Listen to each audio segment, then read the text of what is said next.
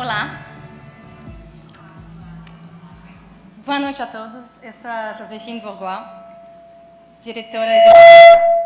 A gente já testou várias vezes, obviamente sempre dá errado. Diretora do Instituto Olga Rabinovich. Muito obrigada pela presença de todos essa noite, que é bastante especial para nós. Afinal, hoje vai nascer, junto com vocês, um projeto que é muito caro ao nosso coração e sobre o qual a gente tem trabalhado no último ano. Hoje a gente vai conhecer junto o Projeto Paradiso e o Nostradamus Report, escrito pela Johanna Koljonen, que nos traz as tendências do audiovisual no mundo. É muita honra ter aqui a Johanna, que vai apresentar esse relatório aqui, antes de apresentá-lo no Festival de Cannes, em maio. Para quem não entendeu isso, quem não entender inglês, tem aparelho de tradução na frente, para quem não pegou. É uma honra então, ter a Johanna aqui. A gente preparou para vocês hoje uma noite muito especial, esperamos. Eu vou apresentar um pouco o Instituto, falar um pouquinho sobre o que somos, o que viemos. Depois a Johanna vai apresentar o Nostradamus Report. Será seguido de uma sessão de perguntas e respostas, Q&A, com a jornalista Ana Paula Souza. E serão aceitas perguntas do público por escrito. Quem quiser só chamar, que as recepcionistas podem entregar para vocês o papel. Mas, obviamente, antes de tudo isso, eu queria convidar ao palco a pessoa que se mobilizou e que depois mobilizou dezenas e depois centenas de pessoas para criar este instituto. E, por favor, Olga, sobe o palco para que todo mundo possa te conhecer.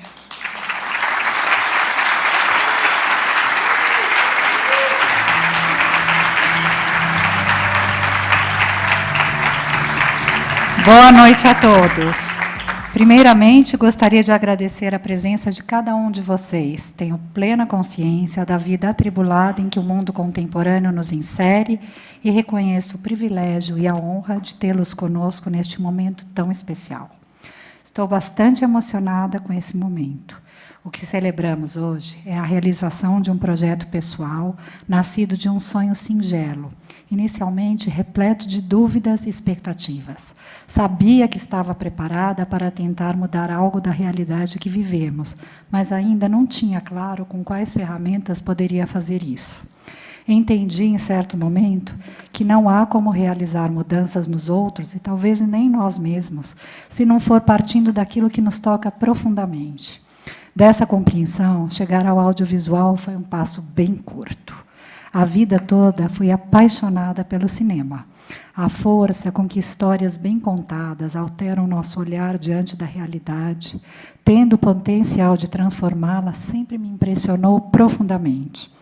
E aquilo que até então era individual e caro para mim, tornou-se com extremo profissionalismo um projeto de muitos e que agora é capaz de alcançar uma coletividade imensurável.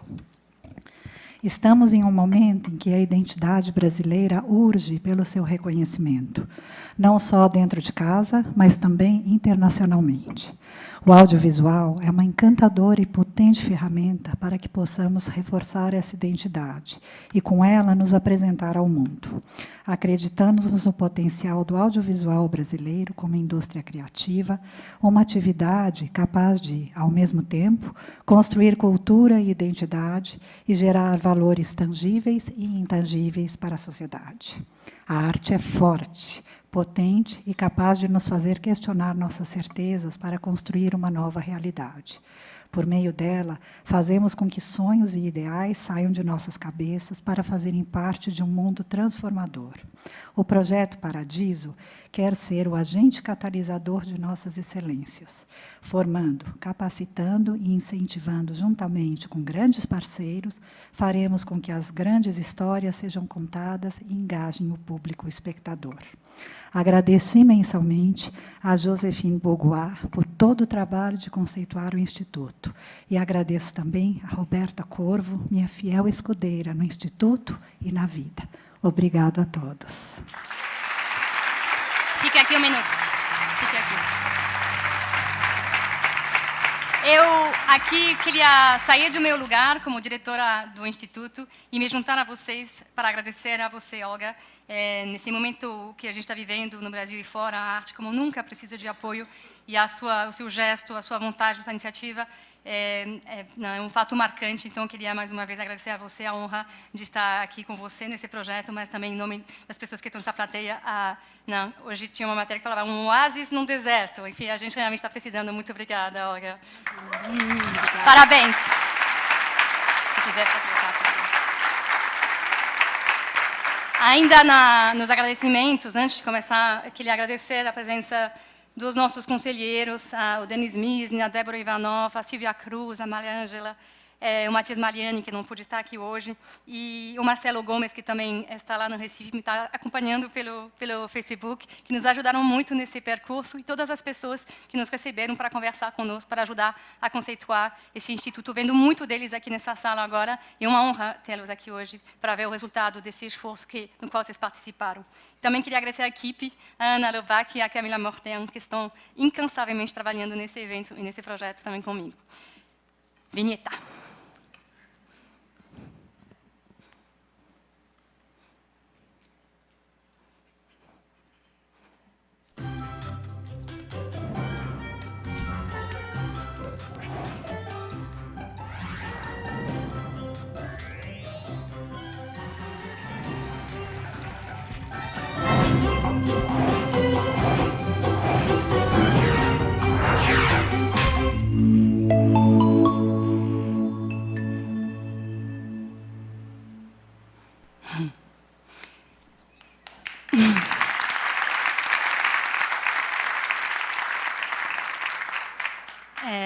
Então, bem-vindos ao Projeto Paradiso. O Projeto Paradiso ele reúne as iniciativas que o Instituto Olga Rabinovich desenhou para contribuir para o desenvolvimento do audiovisual nacional.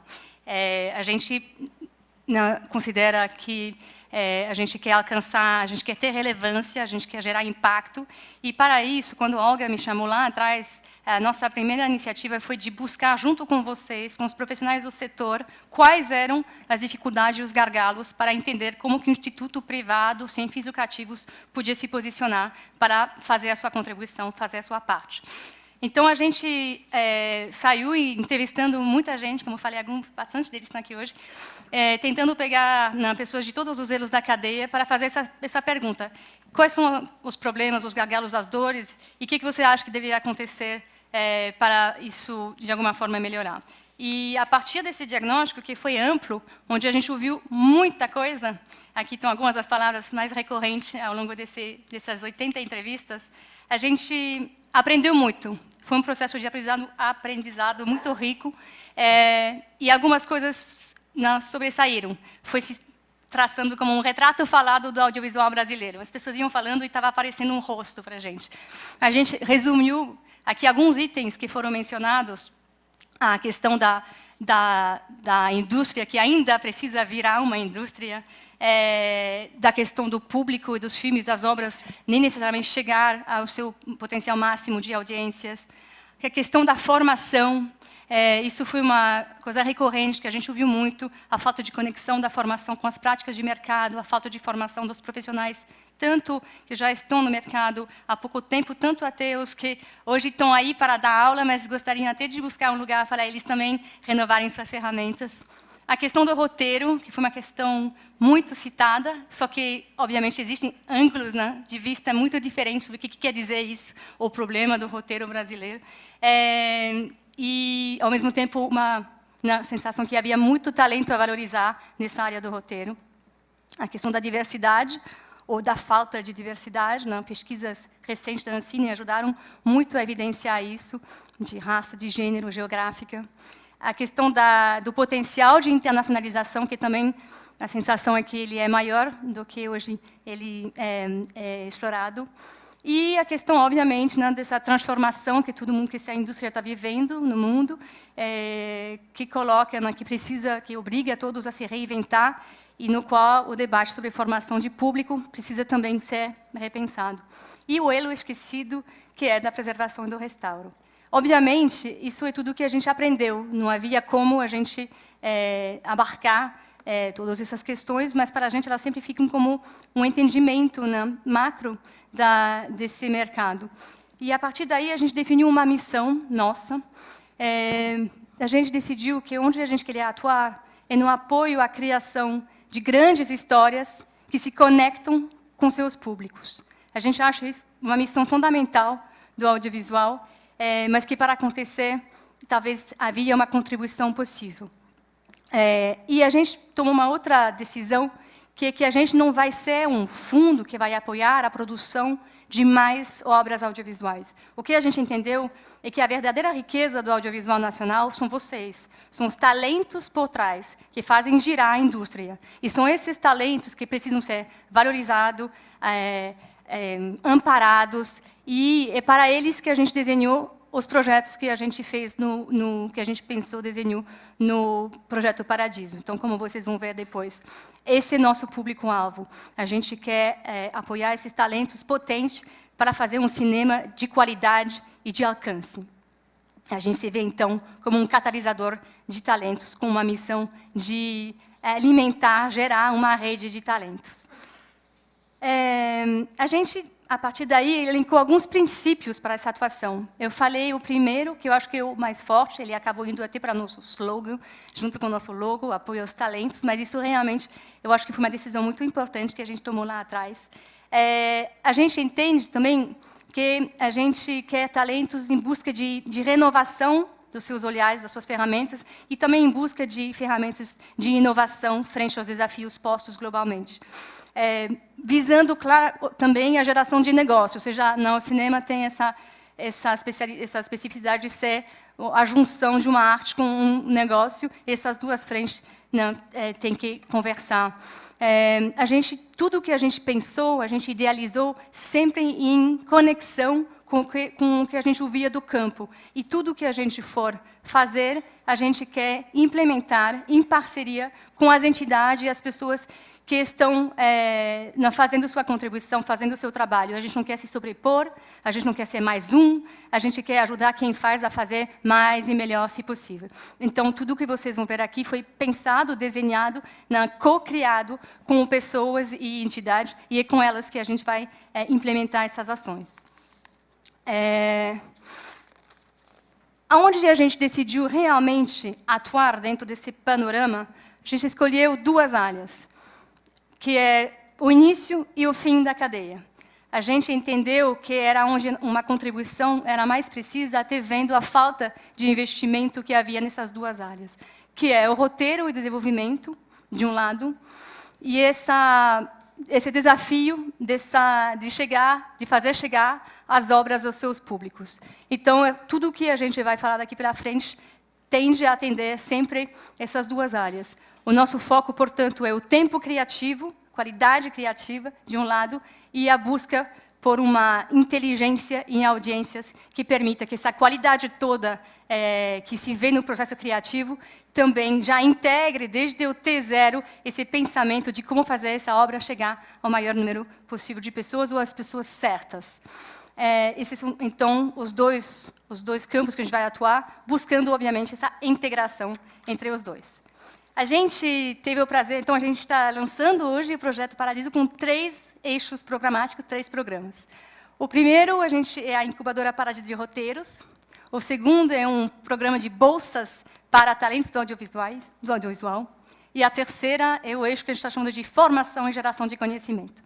São nessas 3 frentes que a gente vai tentar atuar para atingir essa nossa missão ambiciosa que a gente apresentou. Esse primeiro projeto, a gente teve o prazer de lançá-lo na mostra ano passado. Queria agradecer aqui a Renata Almeida, que abriu as portas, os braços da mostra para receber esse projeto, quando ele ainda nem tinha esse nome.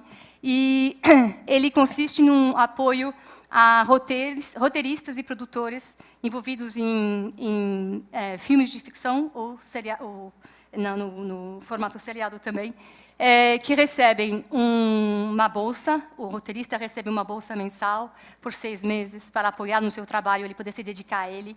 Ou ele também recebe um doctoring com especialistas nacionais e internacionais.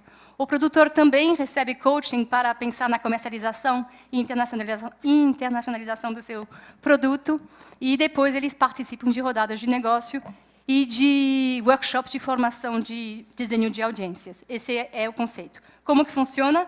A gente faz parceria com laboratórios ou mercados existentes no Brasil e fora, e são eles que, a partir dos seus selecionados, escolhem um projeto vencedor que vai receber esse apoio. Então, ano passado, lançamos esse projeto com 4 ótimos parceiros.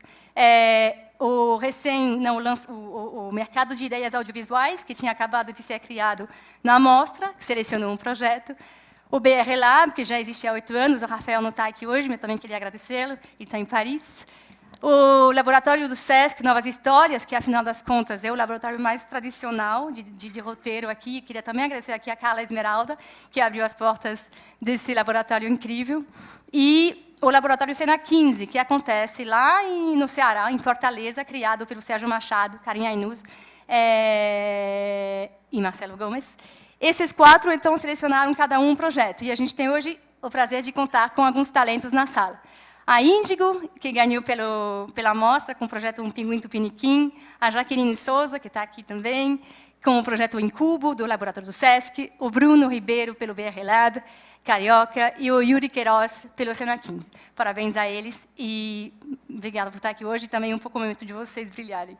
Eles estão recebendo essas mentorias, a gente está muito feliz, está muito honrado de contar com um super time de mentores, e esse time só vai aumentar, contando com a Ana Milaert, o Alexei, o André Novaes, ótimo diretor, também ótimo tutor, e alguns de fora, a Zenia Riveri, da Escola de Cuba, o Phil Parker, que é especialista em animação, é um britânico, e a Mariana Rondon, da Venezuela. Vocês vão saber muito mais sobre tudo que a gente faz, e eu devia ter falado isso lá no início, no nosso site, nas nossas redes. A gente, esse ano, vai lançar uma nova edição dessa incubadora, a gente quer ampliar as parcerias, abrir para mais laboratórios e mercados no Brasil e talvez alguns de fora. Notícias em breve no nosso site e nas nossas redes. O segundo eixo que a gente está lançando hoje, e a gente tem muito prazer em anunciar, são bolsas. Como que elas funcionam? A gente, como eu falei, a gente faz tudo em parceria. Então, a gente aqui ficou mapeando as oportunidades de educação continuada, de formação profissional que existiam fora do Brasil e que podiam somar a experiência e o conhecimento dos nossos profissionais aqui. E a nossa ideia é mandar uns brasileiros, umas brasileiras para ir fora, se beneficiar dessas oportunidades, que não são só oportunidades de aprendizado, são oportunidades de networking, são oportunidades de pensar diferente como se faz cinema. É muito mais do que só o que se aprende lá. A gente falou com muita gente que teve a chance, o privilégio de poder fazer isso, e sempre foi uma experiência life-changing, que mudou a vida deles e mudou, mais do que nada, a prática profissional deles. Então, a gente acredita que, ao apoiar esses talentos, a gente está alavancando também o mercado que eles ajudam a fazer girar. A ideia é que eles se tornem multiplicadores, ou seja, eles vão para lá e eles têm a contrapartida, a obrigação moral de, ao voltar para o Brasil, se tornarem uns multiplicadores, ou seja, de retribuir, de dividir, compartilhar o seu conhecimento em horas de mentoria ou ensino para mais pessoas poderem se aproveitar desse conhecimento adquirido lá fora. A gente, então, faz isso como em parceria com algumas instituições internacionais e locais, ou seja, nós não somos responsáveis pela seleção, a gente sempre elenca um parceiro e ele é responsável pela seleção. O que a gente consegue é que a gente consegue garantir umas vagas para os brasileiros participarem dessas iniciativas lá fora, e a seleção é feita por eles. As que a gente vai anunciar hoje são, a primeira, a gente desenhou em parceria com Mulheres do Audiovisual, Imprensa Marrom, ela, portanto, é voltada a uma mulher, para ir estudar escrita de roteiro de televisão na Universidade de Stony Brook, que fica em Nova York. É um programa, um MFA, mas, no caso, é um curso de verão, que foi montado pelo coordenador do MFA, o Allen Kingsberg, que é a pessoa que escreveu Law and Order, Lei e Ordem, lá atrás, meio assim, a primeira série, né, que a gente talvez lembra assim com... Epa! Epa! Pronto. Então, ele foi por 17 anos o diretor do programa de escrita criativa em audiovisual da Universidade de Colômbia, em Nova York, e depois ele foi montar um MFA só sobre isso, só TV Series Writing, e nessa Universidade de Stony Brook, em parceria com a produtora Killer Films, que é uma super produtora também de filme independente. E ele, então, vai receber um brasileiro no curso de verão, que vai acontecer agora, uma brasileira, que vai acontecer agora em julho. As inscrições são feitas via sites e redes do Mulheres do Audiovisual, que criou, então, o prêmio de Adorim, para poder homenagear, quer dizer, poder presentear essa bolsa para uma mulher. Todas as informações de convocatórias, tudo isso está nas redes, podem procurar, vai estar tudo lá. A segunda bolsa, que a gente tem muita felicidade de anunciar, isso é importante dizer, as bolsas elas são voltadas, como eu falei, a talentos de diversos níveis de prática e tempo de estrada. Né? Essa aí, ela para quem já fez 2 filmes, como diretor ou diretor-roteirista de ficção. Então, ela é para roteiristas mais confirmados. Ela foi criada, a Pop-Up Residency, pelo Mathieu Darras, que era o diretor artístico do Torino Film Lab por 10 anos, e lançou agora em Berlim um novo projeto de residências pop-up, que consiste em 3 semanas de um tempo com ele e mais um mentor para o diretor desenvolver seu filme. Acontece na Eslováquia, em Bratislava, vai ser uma experiência. E ele criou, a gente criou em parceria a Pop-Up Paradiso, ou seja, vai ser uma iniciativa que ele lançou, ele vai fazer uma com Cannes, com Doha Film Institute e uma com a gente. Também ele é responsável pela seleção, vocês vão aprender mais entrando no site. Outra grande parceria é com o Locarno, o Festival de Locarno, que tem o Locarno Industry Academy, voltado a distribuidores, sales, né, agentes de marketing, para pensar distribuição. Eles já fazem isso aqui no Brasil, com o Cinema do Brasil e a Mostra, mas a ideia é que agora a gente possa mandar um brasileiro participar das oportunidades de workshop de Locarno no Festival de Morelia, no México, onde acontece junto com o Festival de Morelia, e é uma tremenda oportunidade também de networking nessa ocasião. A gente também, isso é um projeto que eu tenho assim, uma felicidade especial, porque tinha uma relação com a Escola de Cuba no Brasil, que acabou sendo interrompida. A Escola de Cuba é a consagrada melhor escola da região, enfim, quer dizer, a gente conhece aqui o histórico dela, e todos os talentos que saíram dela, tem vários aqui que já passaram por ela, vários tutores nossos, e a gente tem muito prazer em anunciar que a gente vai poder mandar um brasileiro ou uma brasileira fazer a maestria de roteiro em escrita audiovisual em 2020, na Escola de Cuba. É um programa de 9 meses que acontece lá. Eles vão abrir a convocatória agora, dia 1º de abril. E a gente também fez uma parceria com o Frapa, que, afinal das contas, é um grande festival de roteiro no Brasil, que busca justamente valorizar o roteirista. E a gente, então, esse ano, vai oferecer como prêmio uma assinatura para o programa recém-lançado do Instituto de Sundance, que é uma plataforma online de formação para roteiristas e diretores, chama Collab. E a gente vai oferecer uma assinatura de 1 ano para a pessoa poder ir lá, tem masterclass, tem tutorias, é maravilhoso, recém-lançado agora, tem em modo beta ainda pelo Sundance. Bom, só isso. Então, a gente está muito feliz, porque a gente fez tudo isso graças às parcerias que a gente fez, Frapa, Mulheres do Audiovisual, Mostra, e é isso que importa, é que a gente também aqui esteja reforçando esses parceiros a oferecer alguma coisa que complementa. E, por fim, a gente tem uma linha de formação e geração de conhecimento. Uma coisa é mandar a pessoa para fora e ela voltar multiplicando. Outra coisa é tentar trazer para cá oportunidade de crescimento e aprendizado. A gente está buscando, então, fazer parcerias com algumas instituições de ensino ou festivais, labs, residências internacionais, para elas oferecerem esses seus produtos aqui no Brasil. A primeira parceria vai ser com o Torino Film Lab, que vai trazer o workshop de Audience Design, de desenho de audiências, que vai acontecer em outubro, dentro do BR Lab.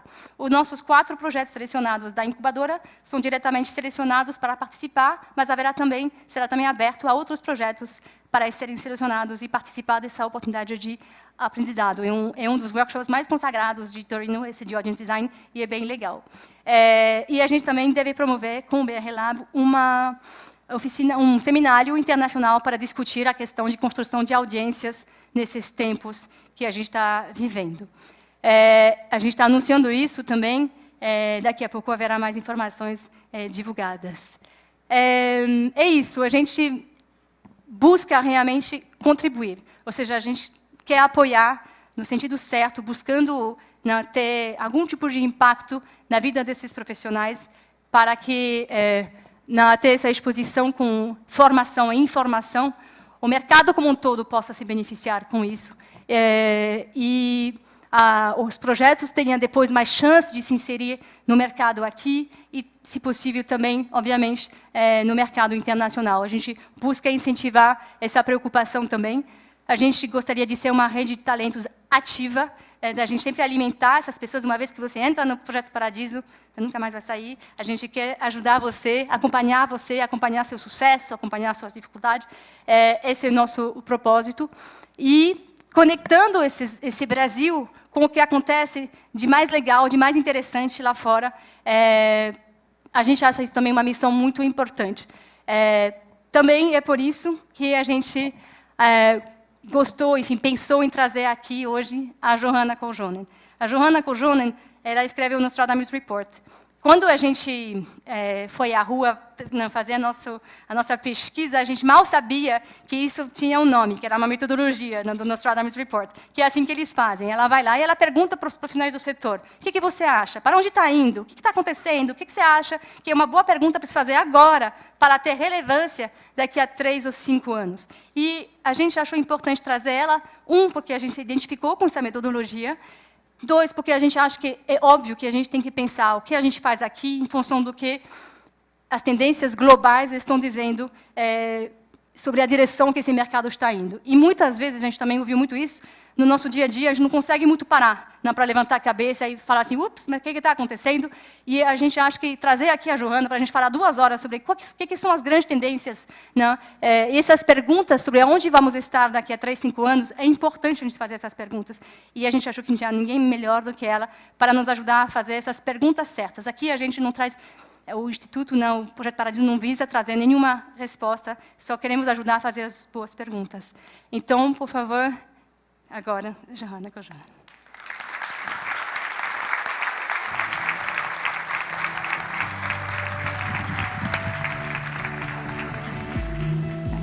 Thank you. Let's move that down as well. Sorry. Hi, good evening. Should I start it or will it come up?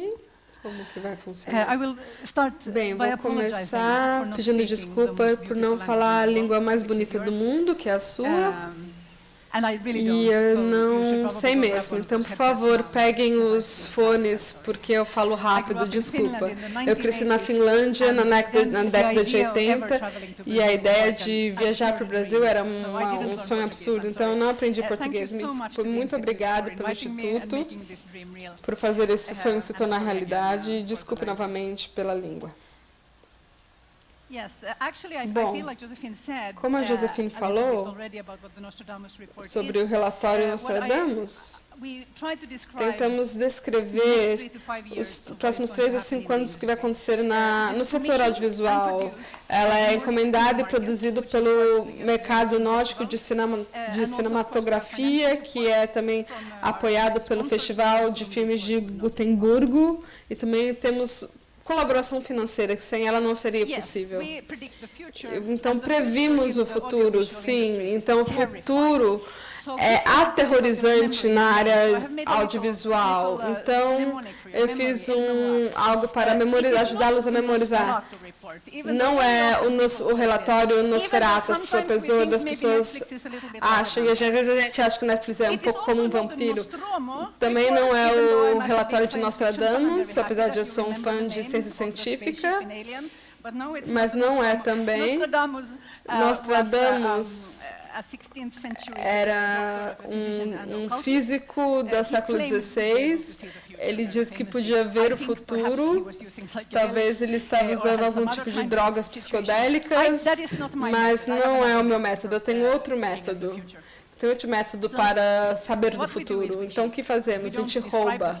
A gente não descreve o futuro, a gente descreve o presente.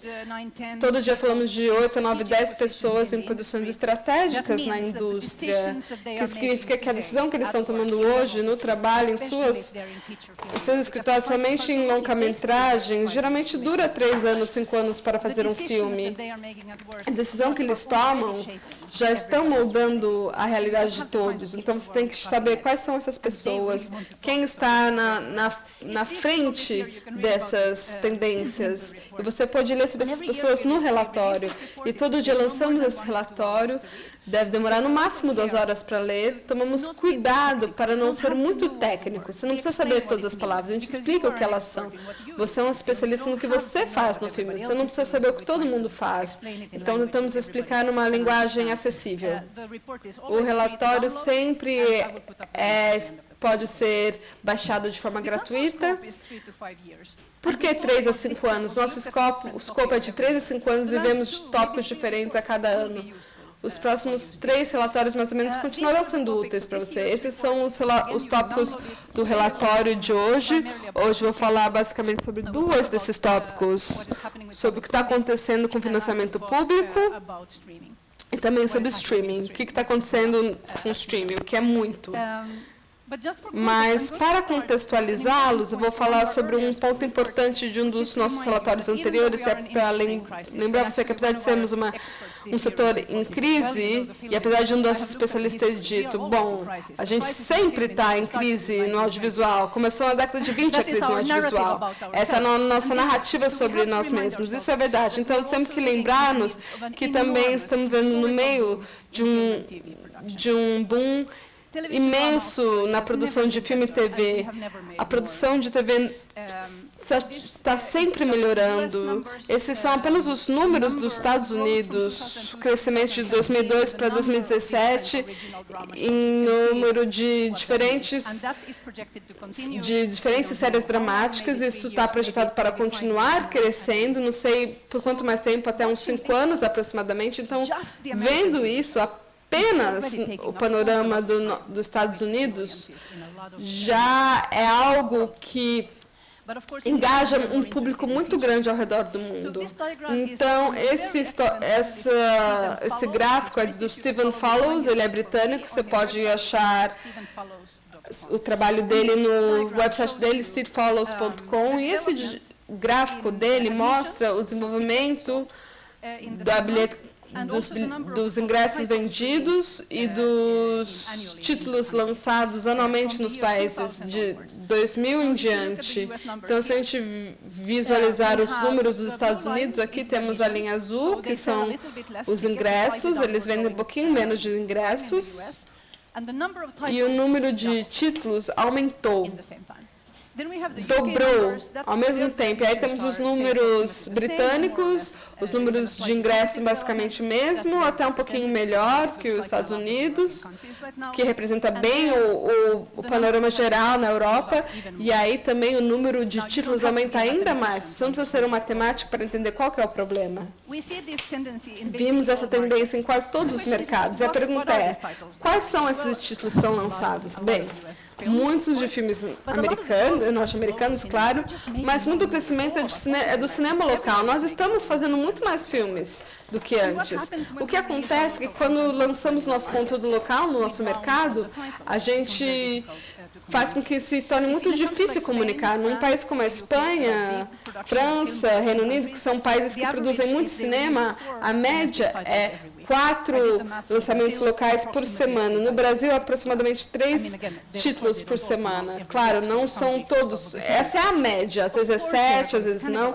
É claro que vão se canibalizar, porque é muito difícil fazer que um público assista a um filme brasileiro. Vocês podem escolher qualquer outra coisa que pode estar acontecendo. E na Europa, a tendência é que, apesar de estarmos vendo cada vez mais títulos locais, a participação do mercado, de forma mais geral, não está crescendo e também está diminuindo muitas vezes. Então, por quê? Estamos fazendo muito mais filmes do que antes. Por quê? Por 3 razões, basicamente. Está mais fácil fazer filmes, a distribuição está mais barato fazer filmes, está mais barato distribuir. É um clichê falar que qualquer um pode fazer um filme.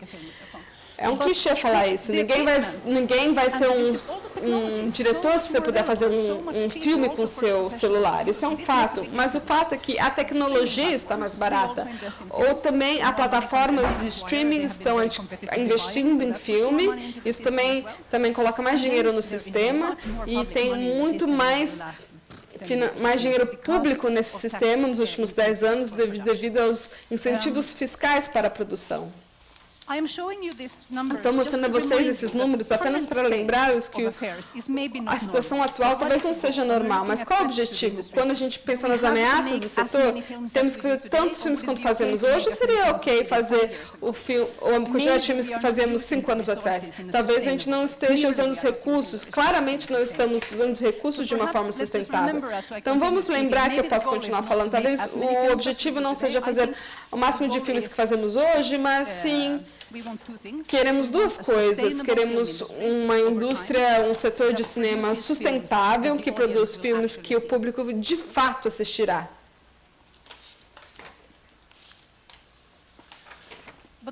Mas o financiamento público do audiovisual está de fato ameaçado na Europa e em outros lugares. Partidos populistas estão e ultranacionalistas, eles estão tentando financiar, modelar as indústrias e as políticas nessa área. Em termos de políticas culturais, isso significa que quando esses partidos ganham, é cortar os financiamentos e buscam diminuir programas de igualdade, vozes minoritárias, qualquer coisa que seja experimental ou de nicho. Isso é o que esses partidos populistas fazem, ultranacionalistas fazem quando eles ganham as eleições. E muitas vezes a censura também é implementada. Os nacionalistas e os populistas também não gostam da imprensa livre por razões óbvias. Isso afeta também o financiamento das casas de produção e também de distribuição, porque geralmente as emissoras costumam ser grandes investidores e também as plataformas de streaming. Como estamos falando de financiamento público, estou falando de partidos que de fato podem ser eleitos. Quando a gente fala de financiamento público, estamos falando de governo, e isso nos restringe a falar, faz com que a gente não possa falar de partidos democráticos. Então, eu vou usar palavras como populismo, nacionalismo, mas é importante entender que o sucesso desses partidos é parte de uma tendência política maior, no qual o fascismo está se tornando normal de novo. Aqui à esquerda são fascistas que estão de fato marchando nas ruas da Suécia. São assassinos, violentos, racistas, que negam o Holocausto, cujo objetivo explícito é acabar com a democracia. Eles estão tentando voltar na Europa, nos Estados Unidos, talvez até aqui, e a gente não pode entender isso apenas como um desenvolvimento dos partidos populistas reais que participam do sistema político. Num panorama global, a situação também não está boa. Não é apenas populismo. Também estamos vendo um aumento de custo muito maior para migrações relacionadas ao clima, e também de climas extremos, como tempestades. Se tiver um verão muito quente, assim também teve. Todas essas coisas que parecem eventos individuais, mas não são individuais. São mudanças climáticas e elas custam dinheiro dos orçamentos públicos. E também o reparo de infraestrutura também é muito importante. Lidar com uma crise humanitária é muito importante. Então, há muitas boas razões para usar outras coisas além das artes. Ainda acho que devemos proteger a arte, claramente, mas se tornar mais difícil, em termos políticos, de argumentar isso. O cenário para as próximas décadas não é boa. Tudo isso vai só piorar. Até mudanças pequenas, mudanças climáticas pequenas, também vai afetar a produção de comida, por exemplo. Muitas áreas vão se tornar áreas que não podem ser habitadas e também vai fazer com que milhões de pessoas migrem para outros países. Isso custa.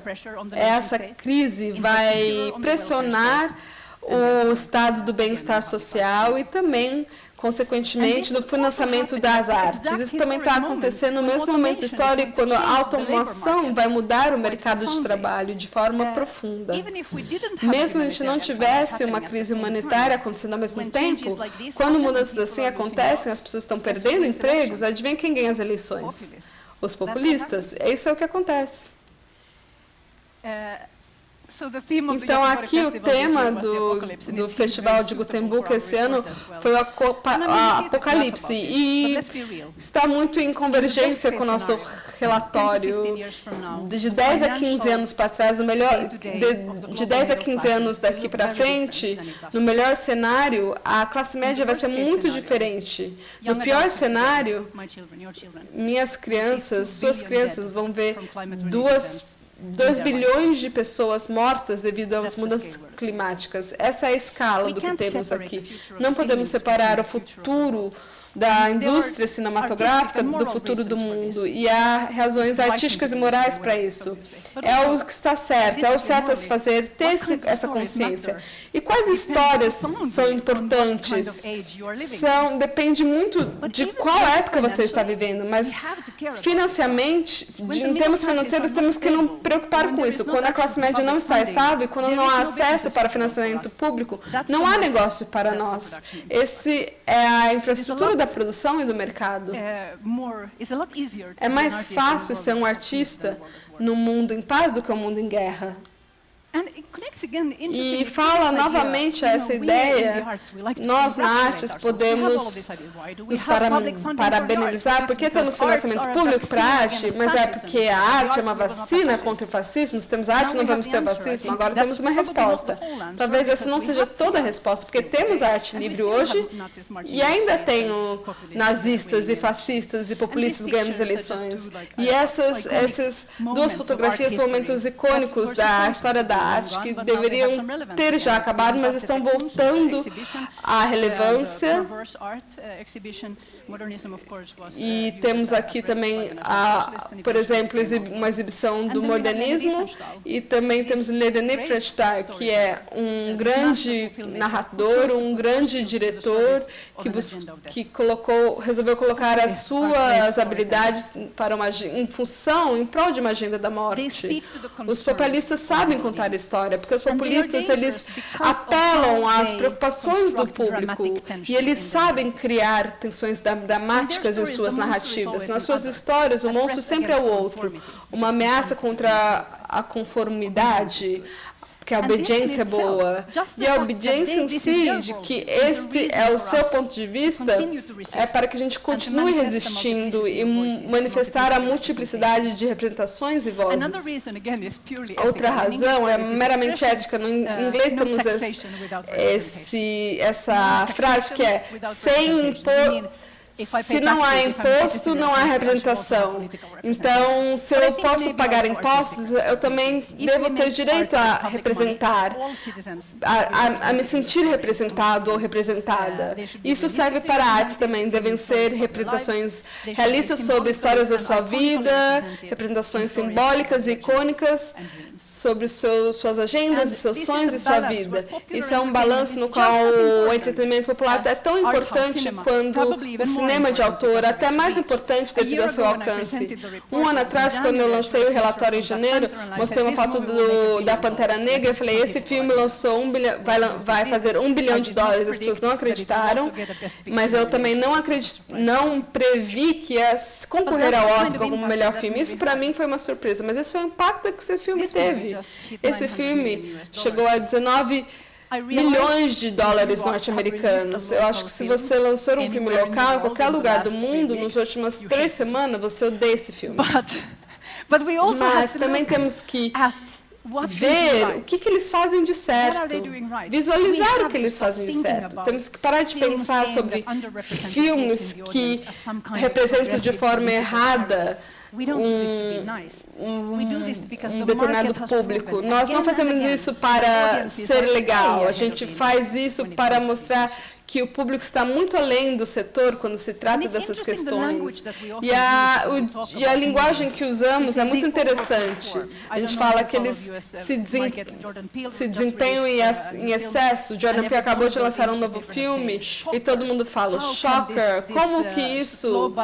ultrajante, nossa, incrível, como que esse filme de tão baixo orçamento conseguiu fazer um filme tão bom? Bom, é óbvio, se você acompanha a sua carreira, é muito arrogante a gente pensar que esse filme superou todas as expectativas, o que significa que a gente não confia que o público possa, de fato, gostar de um filme como os de Jordan Peele. Filmes como Moonlight, God's Own Country são muito específicos.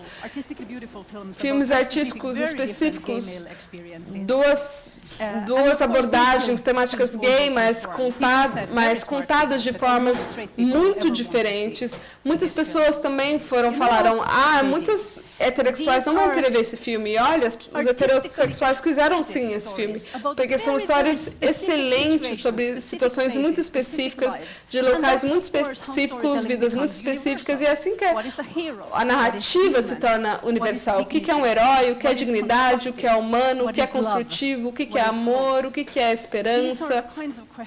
Essas são as perguntas que o mercado provavelmente não deveria responder por conta própria. Precisamos da Pantera Negra, mas também precisamos do God's Own Country. Ano passado, tomamos uma decisão de impor cotas nos serviços locais, mas o objetivo aqui era fazer com que as empresas norte-americanas contribuíssem com as indústrias europeias. Eu não acho que a cota seja a melhor coisa, mas é o que é possível de fazer. Mas o mais interessante foram as reações do mercado norte-americano, porque eles acharam que isso não é só por causa do dinheiro, é claro, eles são capitalistas, eles vão reclamar. Mas apenas os diretores, não foi só a indústria, as grandes empresas, mas os próprios diretores individualmente também reclamaram. Estamos pagando para nada, porque a gente tem que dar dinheiro para eles. Você está de fato pagando para nada? Eu acho que vocês não estão pagando para nada. Então eu fiz uma lista e coloquei no relatório. Aqui existem algumas formas que as empresas norte-americanas estão se beneficiando diretamente do sistema de financiamento europeu, conseguindo investimento em coprodução, adquirindo conteúdo com incentivos fiscais, trabalhando localmente nos Estados Unidos com as pessoas que foram educadas nos filmes europeus, nas escolas europeias de cinema, também são apoiados em filmes, festivais de cinema europeus e também mercados financiados europeus, onde as empresas norte-americanas vêm lançar seus produtos. E os norte-americanos fazem filmes de uma linguagem estética, cujo desenvolvimento é em grande massa países financiados publicamente que acreditam que a experimentação tem sim seu valor. Então, quando há um lançamento artístico, uma inovação artística, geralmente acontece num espaço experimental, independente, e isso vai continuar acontecendo a cada 10, 15 anos. E, desculpe, depois de 10, 15 anos, isso é usado em Hollywood, qualquer outro lugar. Então, o financiamento público vai diminuir, isso é inevitável. E pode acontecer a qualquer momento, é claro. E nós temos que nos perguntar o que não pode existir fora dessa lista, que ainda todos nós beneficiamos dos diretores comerciais. Como eles estão se beneficiando desse sistema? O que temos que manter para continuar trabalhando? E essas perguntas que eu tenho a vocês, como a gente diminui, como a gente compartilha os recursos que estão diminuindo e como a gente protege os recursos que ainda existem? Eu tenho algumas respostas, mas eu acho que vocês vão ter que também fazer as suas próprias perguntas, que temos que descobrir tudo, temos que descobrir isso juntos. 3 to 5 years from now, De 3 a 5 anos the new streaming media daqui, landscape will have o vanished. cenário What de we're now streaming, thinking of kind of streaming as de TV mídia, is probably going to be mostly vai streaming, ser maybe basicamente we call it TV, streaming, maybe we call it podemos something chamar else. TV, We will outra continue to watch coisa, things on mas small continuará screens at home. vendo coisas And nas this telas market, pequenas this em nossa market will be casa. E esse dominated by mercado a será handful of dominado companies. por um grupo de empresas que a maioria dos, quer dizer que a maioria dos consumidores terá uma relação direta com esse grupo pequeno de empresas. Muitos analistas acreditam que as top 5 serão Google, Netflix, Apple, Amazon e a Disney. Mas há outras coisas que podem acontecer. Facebook tem um público, talvez se eles conseguirem se organizar e eles consigam, talvez não porque eles estão com muitos problemas jurídicos agora, mas há também o AT&T, Time Warner, o HBO, Warner Library, o seu serviço de streaming será lançado mais para frente esse ano. Comcast, Universal também vai lançar a sua plataforma ano que vem. Também algumas empresas chinesas que também têm um músculo para concorrer com essas empresas americanas, pelo menos em alguns mercados. A indústria de cinema, nós estamos batalhando muito para entender o que isso significa. Por alguma razão, ainda falamos sobre Netflix, não estamos falando quais são as entradas desses tipos de tecnologia, de empresas de tecnologia, no nosso mercado significa. Eu acredito que temos que falar sobre o que é um filme agora. Por algumas razões. É hipócrita falar que o Netflix não faz filmes. Nós pegamos o filme deles, nós pegamos o dinheiro deles quando eles nos dão, também assistimos o seu conteúdo, então é hipócrita falar que não é. E falar que filme só conta quando assiste no cinema é algo muito arrogante. Você falar disso do público que assiste os seus filmes na década de 80, quando ele assistia em videocassete. Então, quando você não quiser mais, você não se beneficiar desse público, quando eles eram assistir o seu filme em casa, quando você não se beneficiar mais desse público, aí sim você vai poder falar que Netflix não é cinema. É claro que eles devem contribuir, mas vamos focar no que importa aqui. Talvez o Netflix não seja o principal problema, isso é uma distração. Quando a gente estava falando disso, todo o significado de lucratividade mudou completamente. Então, tradicionalmente, o nosso público pagaria um conteúdo individual, mas quando a Netflix apareceu com um sistema de subscrição, de assinatura, nós pensamos, nossa, porque aí eles poderiam ver que os indivíduos poderiam pagar por uma assinatura e ficaria tudo mais barato para eles.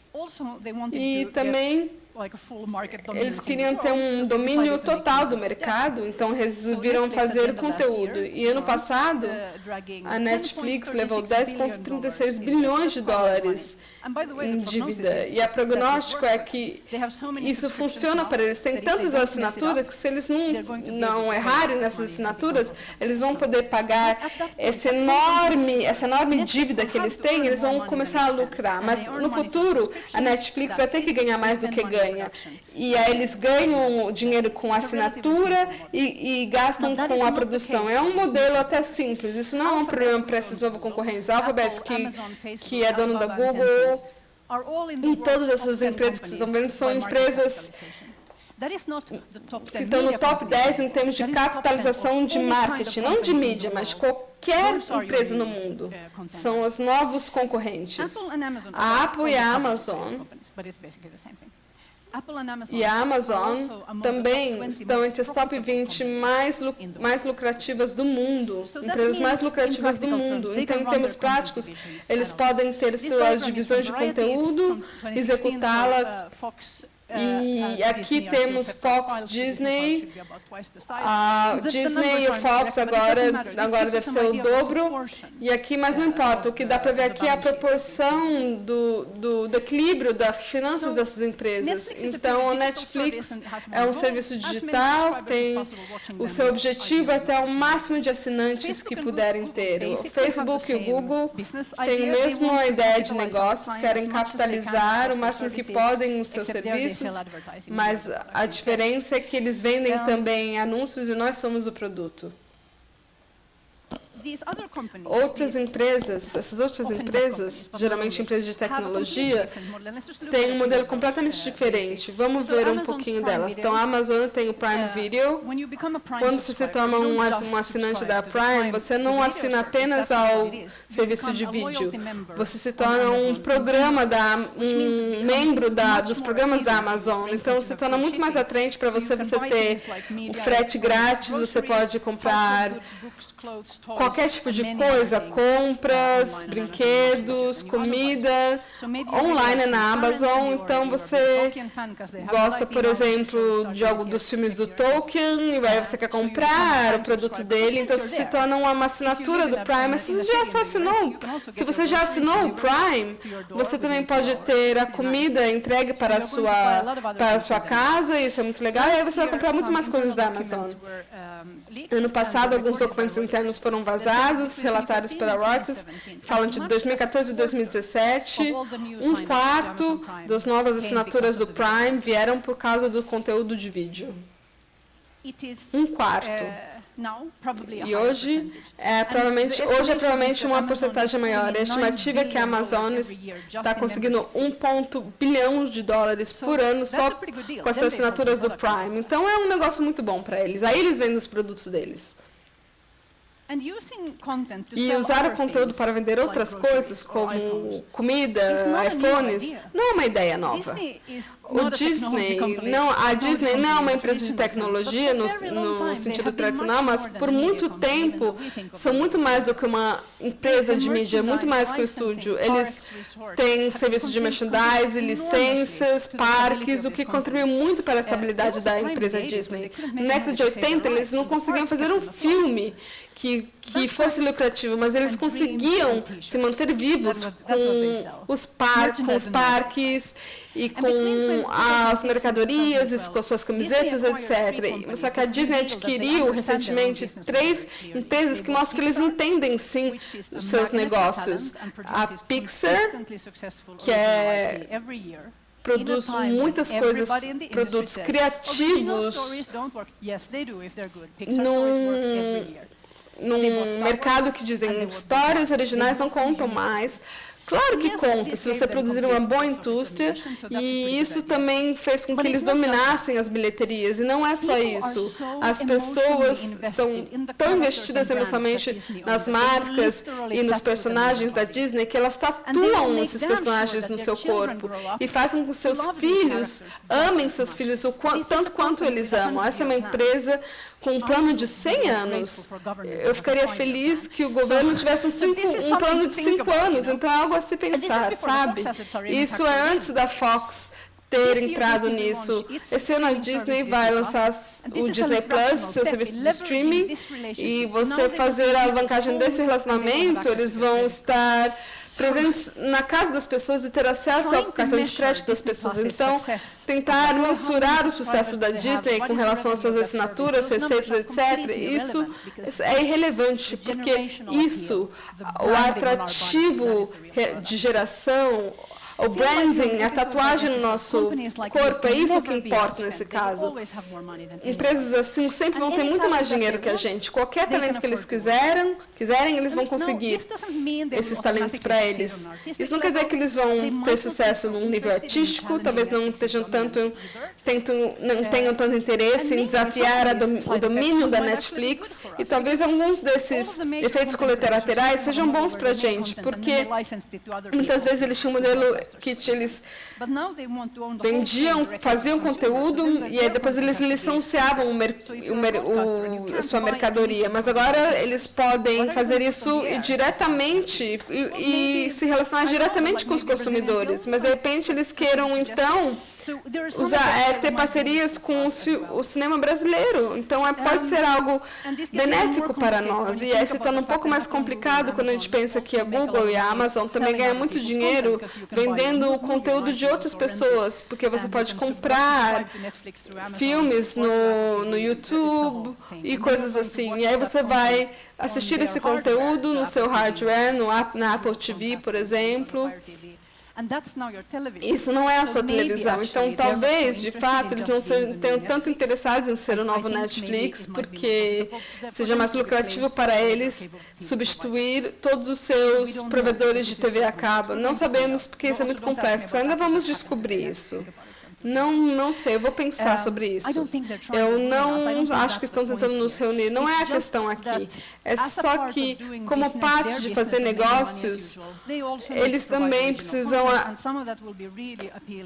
oferecer conteúdo original. Muitos desses conteúdos seriam muito atrativos, muito atraentes. Então, é isso que está acontecendo com o streaming. No mercado tradicional de cinema e TV.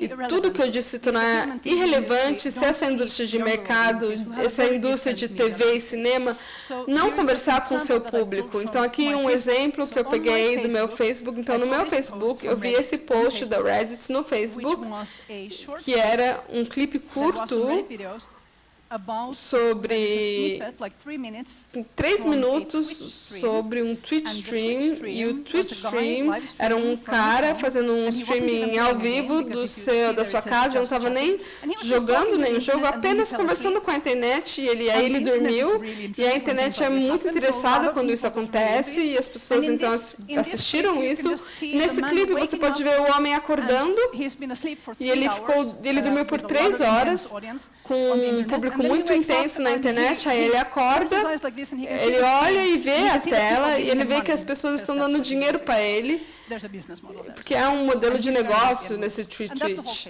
E esse é todo o clipe. E quando eu tirei a captura de tela, eu vi que esse filme foi assistido 4,5 milhões de vezes. Então, que é tão profundamente verdadeiro na vida desse homem, que vai ser assistido por mais pessoas do que qualquer filme. O que é tão atraente nisso? Eu acho que é engraçado e é algo que emociona, porque é um cara que acorda e ele fica confuso e ele fica feliz. É sobre solidão, comunidade, tecnologia.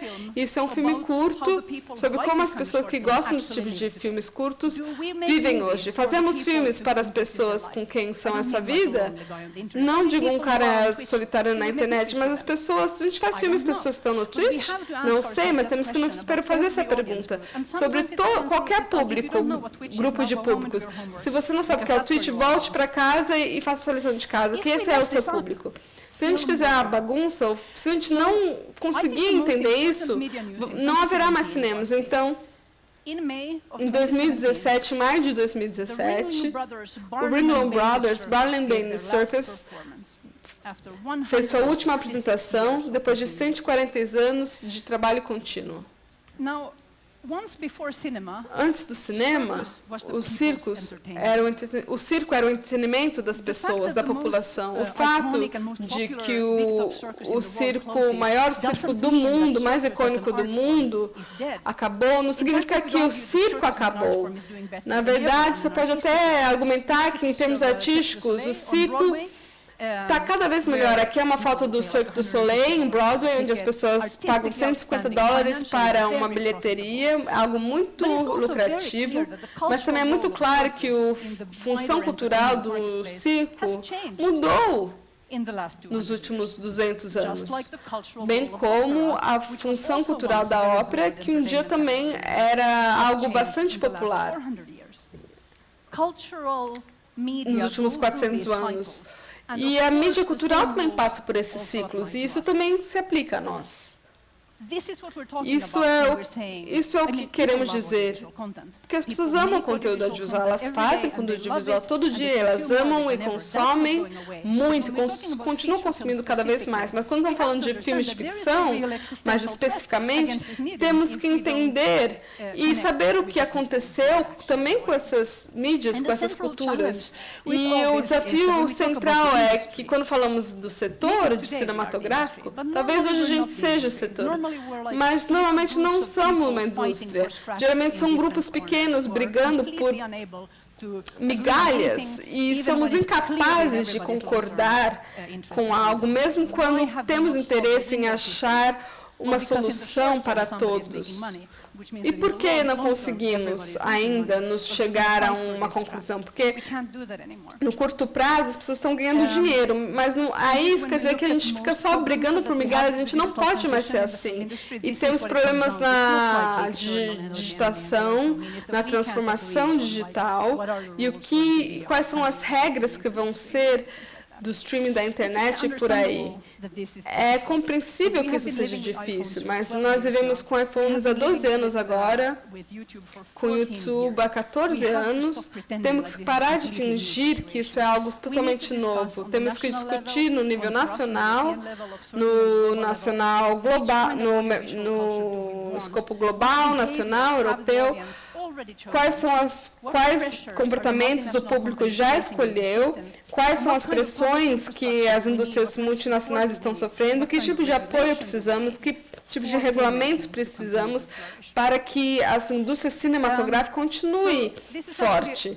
Então, esses 2 slides são do relatório de alguns anos atrás, mas eu queria compartilhar com vocês.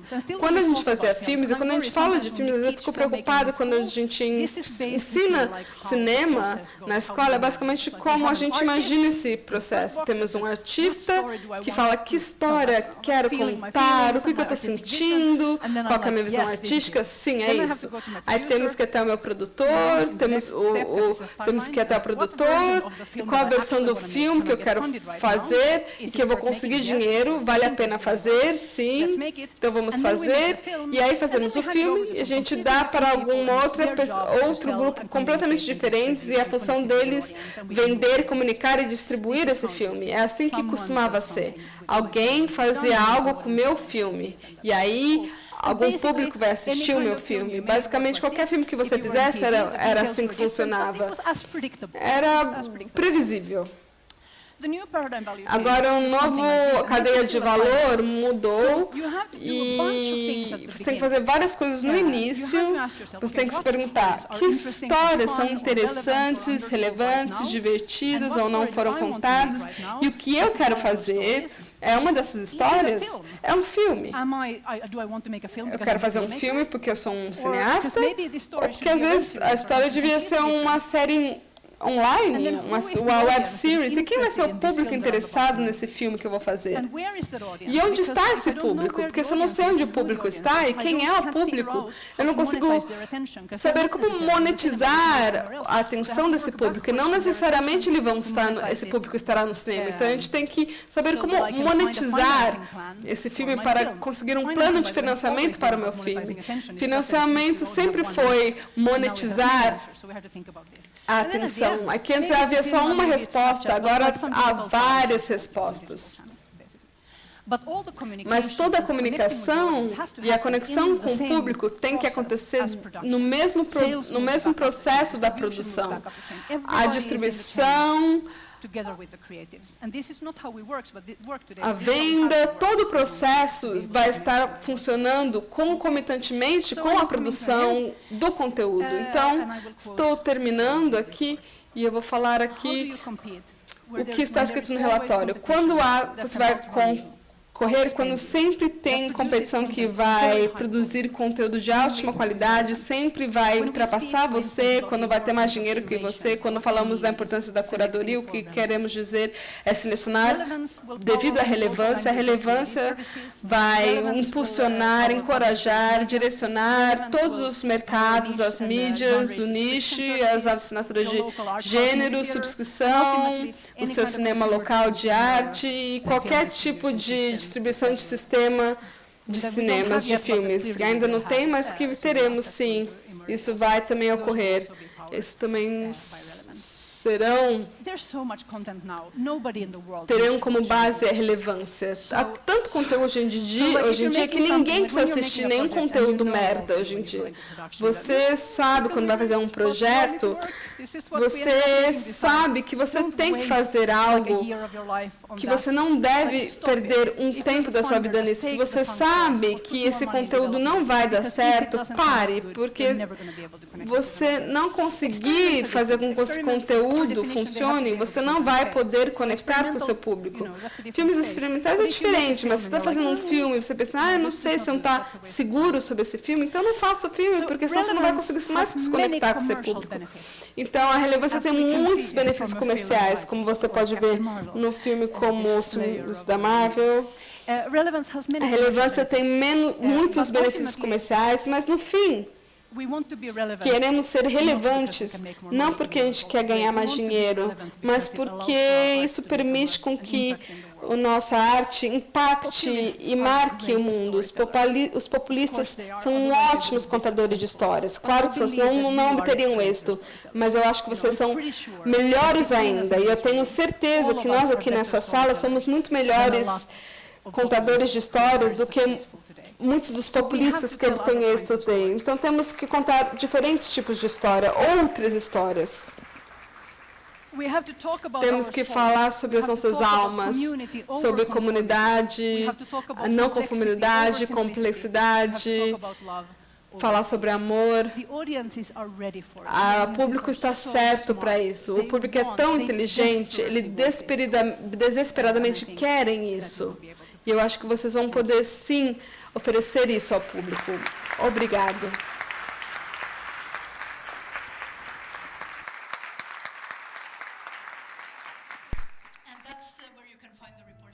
E aí você consegue achar o relatório para fazer o download nesse link.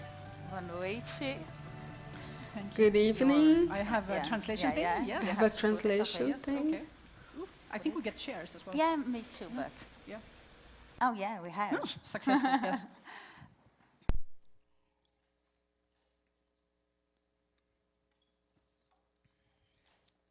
Please, Joanna. Thanks. All right. Bom, boa noite. Good evening, everyone. Thank Thank you. amazing presentation. Obrigado por essa apresentação incrível. Okay. Wow. I have only disturbance in the force. I wonder if I'm on the wrong channel. Hello, can you listen to me?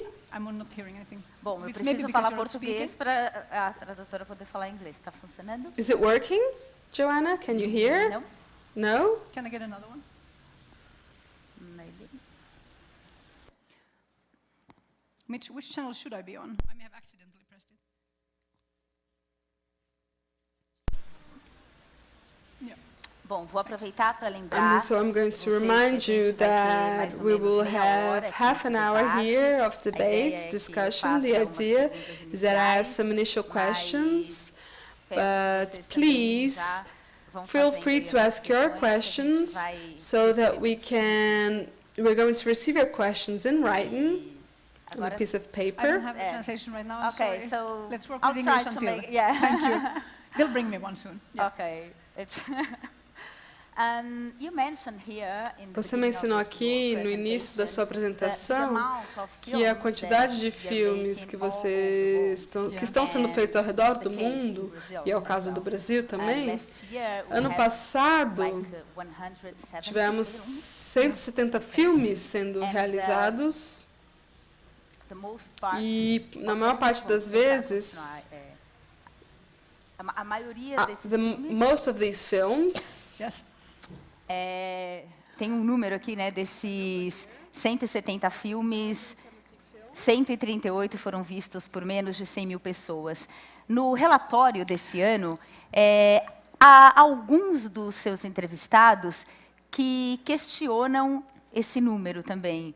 E, então, eu gostaria de saber a sua opinião em relação a isso. Se a indústria de cinema ou do audiovisual deveria fazer cada vez menos filmes. E aí, emendo uma pergunta. Que filmes faz sentido ainda lançar no cinema? Yeah.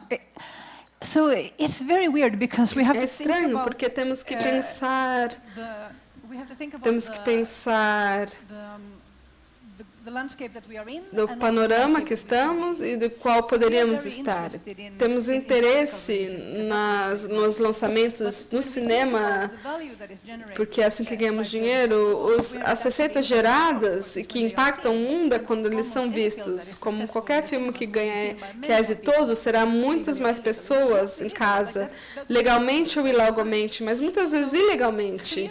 Então, claramente, ver filmes em casa é algo que as pessoas veem. Então, deveria ser possível lançar filmes de ficção para ser consumido em casa. É que hoje ainda não sabemos como fazer isso. A Netflix sabe como fazer isso. É super irritante isso. Mas provavelmente a gente também pode conseguir maneiras de como fazer isso. Lançar isso em outras plataformas. A Premiere em si, o evento da Premiere, poderia ser lançados em outras plataformas.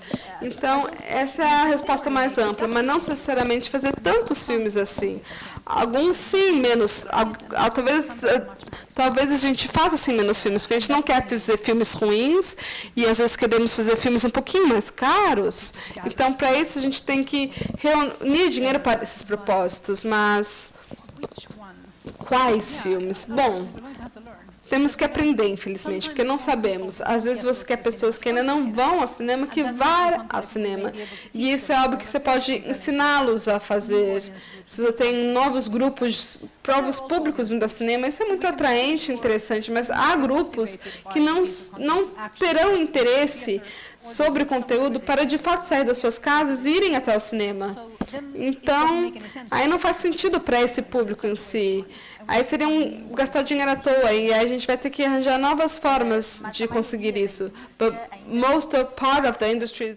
Como comunicar o filme feito para o cinema, né? Você falou da Netflix, que faz isso bem, mas a indústria ainda tem essa dificuldade, e o cinema acaba sendo a oportunidade de ser visto também nas outras janelas. Só que o que acontece muitas vezes é que não é visto em nenhuma delas, né? Daí não é visto nem no cinema, nem depois. Existem mesmo essas novas formas de comunicar? Você saberia dar alguns exemplos bem-sucedidos disso? Yeah. So, yeah, but I think you put your... Eu acho que você acertou na pergunta. Eu acho que, como você disse, muitos desses filmes no cinema não são vistos também. Então, claramente, o sistema não está funcionando. Então, muitos desses filmes desaparecem, e aí não tem sucesso também nas outras janelas. Então, provavelmente é assim que ocorre, mas ninguém conseguiu resolver isso por várias razões. Em muitos países, por exemplo, se você conseguir um financiamento público, você é obrigado legalmente a colocá-lo no cinema. Então, você tem que lançar isso no cinema. Então, o centro desse problema é a tradição de que o distribuidor faz toda a venda, mas o distribuidor, ele é responsável apenas pela janela do cinema, da casa de cinema. Não tem alguém que é detentor da distribuição em toda a cadeia. Também temos que pensar nisso. Quem vai ser o distribuidor de toda a cadeia, não só nessa primeira janela. É preciso ser função da pessoa falar que o seu filme ainda é importante. Uma parte do problema é que as janelas estão cada vez mais curtas e capitalizar a atenção faz parte, mas há diferentes formas. Posso dar um exemplo? Na Finlândia, de onde eu vim, a emissora pública tinha uma série, eu não lembro o nome dela, mas essa emissora adquiriu muitos documentários internacionais de altíssima qualidade. Isso é um conteúdo nicho, mas eles sabiam que cada um desses filmes era um cinema que fascinaria muitas pessoas se você conseguir atrair a atenção das pessoas. Então, o que eles fizeram para atrair essa atenção? Eles criaram um clube, fizeram uns pré-shows com hosts que falavam, com apresentadores que falariam, agora você vai ver esse filme, e aí tinham especialistas no estúdio que falavam do documentário que ia passar na emissora, e depois tinha conteúdo após o documentário. E agora os jovens começaram a formar esses clubes em diferentes cidades, onde as pessoas iam até a casa das pessoas e assistir esses documentários internacionais e se tornariam fãs de documentários. E, de novo, falando das tatuagens, elas tatuavam o nome do seu clube de documentários. E por quê? Porque se tornou relevante culturalmente para assistir documentários interessantes na TV às terças à noite. Então, porque agora, como está tudo sob demanda, é fácil você poder assistir o que você quiser, quando você quiser. Tem a parte legal disso, você poderia assistir o que você quiser, com quem você quiser, a hora que você quiser. Então, também, outra coisa, você ter o anúncio de anunciar esses alvos, e eu sei que você tem que, de fato, conseguir saber quais são esses públicos e fazer a propaganda para esses públicos. Something that is in the report. Que os jovens, numa pesquisa, disseram que querem ir ao cinema porque é um dos raros momentos da vida deles em que eles conseguem ficar longe do celular. Então, você falou também dessa busca pelo jovem, né? Mas, ao mesmo tempo, o jovem tem ido bastante ao cinema, né? Que o digam também as bilheterias desses filmes que têm uma audiência jovem grande, né? Talvez isso seja mais difícil para um cinema local, por exemplo, um cinema que não é tatuado no corpo. A young person's arm, for example. Sim, uma coisa que temos que lembrar que os filmes da Marvel não é só para adolescentes. Eu tenho 40 e eu adoro os filmes da Marvel, meu marido tem 43, mas ela tem muita vida, esses filmes da Marvel, porque as pessoas cresceram assistindo ou lendo os quadrinhos. Então, não é apenas para os jovens que isso é atraente, mas eu acho que, bem, quando eu era uma adolescente, na década de 90, era uma época em que era muito empolgante a indústria do cinema. Vocês talvez, se vocês forem da mesma idade, vocês tiveram a mesma experiência. Quando eu vi o logo do Miramax no início do filme, eu sabia que eu ia ver algo muito interessante. Eu sei agora que o Harvey Weinstein tem os problemas dele. Aí aconteceu com o Quentin Tarantino e todos esses filmes independentes foram lançados, eles eram incríveis. E eu assistia, ser um nerd do cinema era uma identidade social, porque ainda era difícil conseguir filmes de ficção. E a gente, então, tinha essa tendência a ir aos festivais de cinema. Então, haveria uma conexão natural em ser interessante em cinema contemporâneo e aí também se interessar pela arte do cinema, porque você assistia um filme do Quarantino e você depois buscava as referências que ele colou no filme dele. Mas hoje não tem essa conexão natural mais, como existia na minha época. Por exemplo, para o público de hoje, o cinema da década de 90 é antigo, mas há alguns problemas artísticos aqui. Porque, em termos mais amplos, há uma revolução artística a cada 20 anos, mais ou menos. Tivemos a nova onda French, New Wave French, o cinema latino-americano, na década de 60 e 70. Tivemos a década de 70 nos Estados Unidos, depois tivemos Spielberg, Coppola, tivemos aquela revolução. Na década de 90 tivemos os indies americanos e europeus. Deveria ter conseguido algo em 2010, por exemplo. Qual foi a revolução de 2010? Não houve, talvez na televisão. Então, algum tipo de inovação que não ocorreu no cinema nesses 2 últimos 20 anos. O que mostra que o cinema está menos relevante para os públicos jovens, porque o cinema para essa geração ainda não foi inventado, a não ser os filmes de quadrinhos. E não será algo, não sou eu que vou fazer, será um cineasta de 26 anos, mas para isso ele precisa entrar na indústria de cinema. Da plateia, eu tenho uma última pergunta aqui dessa primeira rodada, que é sobre o streaming, que você também explorou bastante aqui. Gostaria de explorar 2 pontos. A gente até falou um pouquinho sobre isso hoje de manhã, é que os gigantes estão chegando. A Disney vai lançar o seu serviço de streaming esse ano, a Apple acaba também de fazer um anúncio super importante. E, em termos locais, a gente, aqui no Brasil, está ainda discutindo a regulação do streaming. São 2 movimentos que acontecem paralelamente, né? Netflix já está aqui, forte. E, na última versão que se tem de um texto legal, aqui no Brasil, sobre a regulação, não estão previstas cotas para conteúdo local. Os players internacionais dizem que isso acontecerá naturalmente, porque eles precisarão do conteúdo local. Então, queria que você falasse sobre esses 2 movimentos, que acho que uma coisa vai influenciar a outra também, né? Com novos competidores chegando. Grandes, imensos, como você mesmo mostrou aqui. Yeah. So I think, I said that Então, como eu disse, quotas is a pretty blunt tool. a cota é uma ferramenta muito vaga.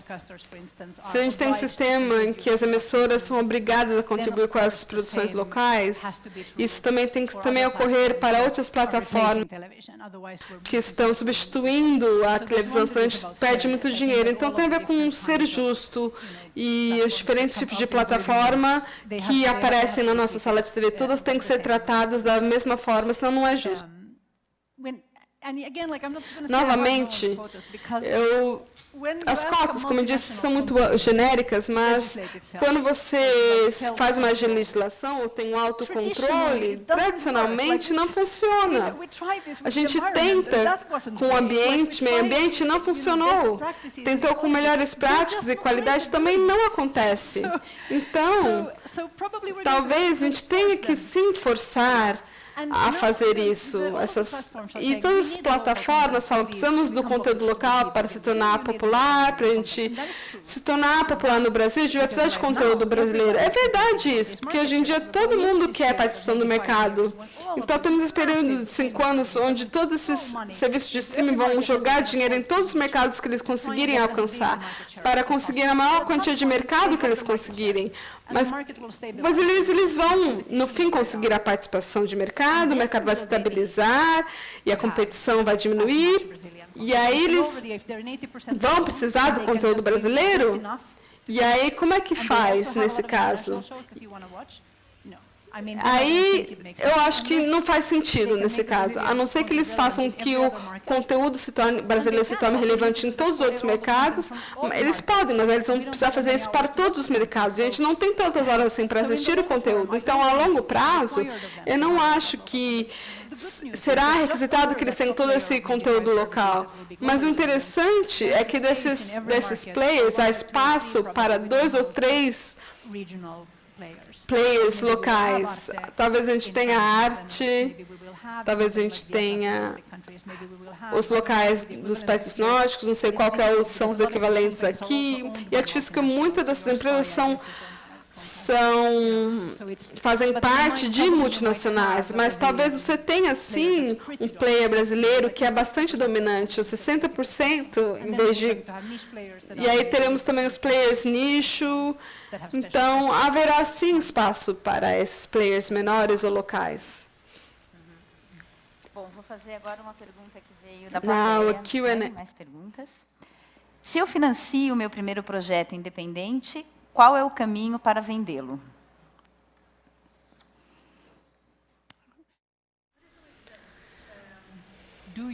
Você sabe quem é o seu público? Eu acho que eu mostrei no último slide. Descubra quem é o seu público. Não quem você acha que é o seu público, mas se até agora você não sabe quem é o seu público, tente achar esse público. Nesses workshops, muitas vezes, nós, nesses financiamentos de financiamento públicos, temos esses pitches todos, e aí tem um intervalo, e aí essas pessoas que participam dos workshops são obrigadas a achar esse público. E as pessoas ficam receosas, porque ninguém quer falar de um projeto que ainda não acabou. E eles existem, mas aí eles vão e fazem, só que aí eles voltam com tantas ideias, porque eles acham uma pessoa interessada em o projeto, eles têm feedback, então é algo literal. Quando eu falo procure o seu público, eu estou sendo literal. E quando acha alguém que não seja sua família, tem que ser a encontrar pessoas que não fazem parte da sua família e descobrir quem é seus hábitos em termos de mídia. Então, talvez eles mintam, então talvez tenha que acompanhá-los por um tempo. Então, descubra onde está a atenção desse público e aí, a partir daí, você tem que trabalhar de forma retroativa e ativa. Isso dá muito trabalho, então você tem que aprender isso para cada projeto, mas você vai ter experiência e se tornar muito bom nisso. Uma outra pergunta que remete bastante ao relatório também, que é, no Brasil, o preço dos ingressos deixa o cinema pouco acessível para muitas pessoas. Não seria melhor baixar um pouco o preço para vender mais? Ou isso pode gerar um problema ainda maior? No Nostradamus Report, há alguns participantes que dizem que o cinema se tornou, sim, uma atividade cara para a classe média. Às vezes, a gente tem a impressão que isso é só no Brasil, não sei se esse fato ou essa fala, mas isso é bem presente também no relatório. Yeah, no, I think definitely the tendency is that because when admissions are going down, often we compensate, or the exhibitors compensate by making the tickets more expensive and adding other kinds of values, and more like luxury theaters and things like that. Que eles se tornem mais caros. Por exemplo, eu acho que no Brasil o valor dos ingressos ainda são baixos para os padrões internacionais, mas quando eu penso para que padrões latino-americanos não são super caros, mas claramente há sim algum problema de mercado, porque tem a ver muito com toda a composição financeira da população. Então, há diferentes objetivos aqui. Um problema aqui que as pessoas que exibem os filmes não vão querer diminuir o valor, vão achar que é uma boa ideia diminuir o ingresso. Então, a gente tem que provar para os exibidores que sim, é uma boa ideia diminuir o valor dos ingressos. Então, provavelmente sim, talvez a gente tenha que ter salas de cinema, por exemplo, preços que são mais baixos em determinadas áreas, ou preços mais baixos em determinados dias, ou descontos para estudantes, repositados. Há várias formas de resolver isso, mas definitivamente tem que fazer parte da resposta. Definitivamente. Eu gostaria de pegar um outro trecho do relatório, nosso tempo também está chegando ao final, e se aproxima aqui de algumas perguntas. A gente lê no Nostradamus Report, eu vou ler em inglês essa frase para não... Good stories will get funding no matter what the environment is. And I think it's an important point, and it's directly related to the Projeto Paradiso. E a gente também lê no relatório, it's not important, Okay. how to create films able to send a message to the audience to be relevant, to give people what they didn't think they want. Yeah. And I'd like you to discuss it a little bit. Discutir isso um because pouquinho, porque eu acho que é parte dessa discussão aqui. Como que a gente faz isso, então? Dá para as pessoas as histórias que elas não sabiam que elas queriam. Quando você vê um filme que chega até você, é porque você é pego de surpresa com esse filme. Eu acho que tem que ser algo que, ao mesmo tempo que te pega de surpresa, tem que ser algo que faça sentido para você. Uma das respostas é que nós temos que voltar e pensar nos momentos em que nós nos tornamos apaixonados pelo filme. O que acontece pelo cinema?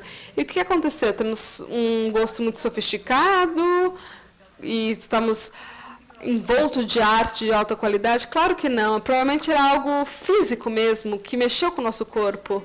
Então, há estudos agora de que como o nosso consumo de mídia funciona e a maior complexidade do nosso ambiente, o nosso cérebro está se tornando cada vez melhor em processar histórias complexas. Se você ver alguns shows clássicos, algumas séries clássicas dos anos 70, 80, é tão frustrante assisti-los hoje em dia. Você assistir no NYPD Blue era algo tão grande, agora é tão entediante, porque o storytelling, a capacidade do público está mudando também.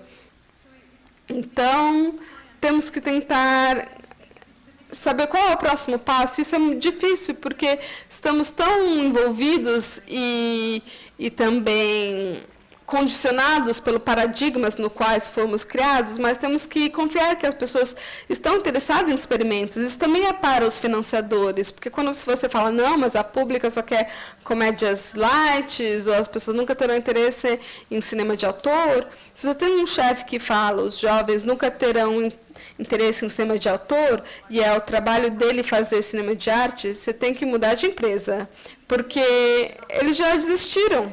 Quando você fala que algo nunca vai acontecer, então acabou. Você tem que falar o que levaria para que as pessoas se interessassem em cinema de autor. Isso é uma pergunta muito diferente, é uma pergunta que faz com que eu tenha ideias. E quando eu falo, e a gente fala muito de jovens, eu falo de jovens que são pessoas que são há 5 anos mais jovens que gente. Então, daqui a 5 anos, os jovens de hoje, eles vão ser a população que assiste cinema. Então, se a gente não conseguir conquistá-los, então a gente não vai conseguir mais nada.